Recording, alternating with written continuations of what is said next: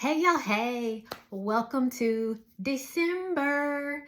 So we are in the thick of the season, right? It's the beginning of December, but the hustle and bustle of the season is in full effect.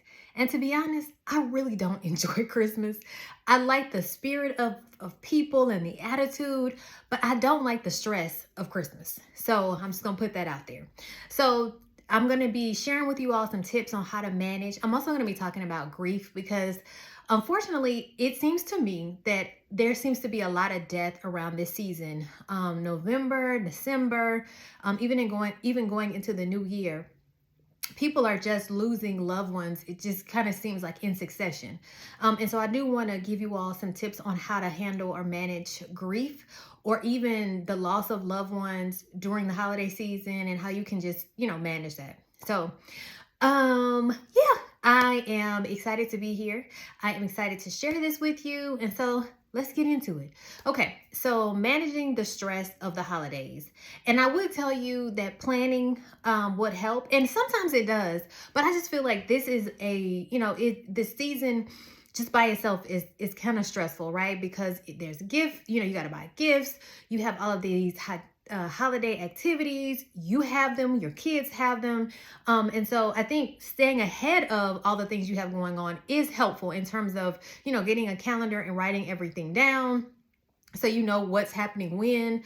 I want to encourage you as a parent that with all the hustle and bustle that you take some time for yourself, whether it be 5 minutes in the bathroom, 10 minutes in the shower, a walk around the block, something so you just can get some, de-stress time where you can just think clearly and really just kind of recalculate so that you can parent in the best way, right? If we are frustrated or stressed or agitated, then we a lot of times parent from that place. And so that's not a good thing, right? Your kids tend to feel that and you're not at your best. And so you want to be at your best. You want everybody to enjoy the holiday season. And with kids getting ready to go on an extended break, I highly, highly, highly, highly encourage you to one, keep them on their routine in as much as you can. And also to have things kind of lined out for them so you're not drove crazy. And so even in that, I want to make sure that as a parent that you're taking time for yourself, whatever that looks like for you, make sure that you are, setting aside some time to recharge your batteries as well. Now, if you've, lost someone around the holidays or someone that has, or, you've maybe you haven't lost someone around the holidays, but the holiday season brings up a lot of family time and things like that. And so one of the things that it's okay to do is to do something different. And so we have provided a list of different things you can do if you're in a period of grief this season and you're looking for some different things that you can do for the holiday season. We're also providing helping you to manage the holiday stress. So, if you aren't a part of our newsletter, you can click on the link in the notes and be sure to sign up. And so you can get all of these tips. I also want to share with you guys a series that I wrote an article for. It's called the Brave Woman series. And I share how I was able to, overcome my reservations and hesitancy to do the thing that God called me to do in terms of sharing some of my parenting journey. So if you don't know, I have a podcast called Raising Sons.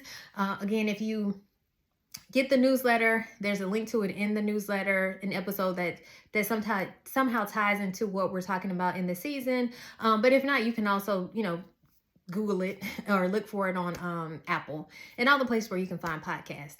So that's it for this month. Be looking out for some other videos that I'll be uploading over the Christmas holiday and as we move into the new year. So have a happy new year and I look forward to seeing you in January. Oh, also remember to recharge. Take 5, 10, 15, 20, however many minutes you can spare to just get some breathing, some silence, some meditation time, some prayer, whatever it is that you need to recharge your battery so you're parenting from a place of peace and not stress and agitation. All right, until next month.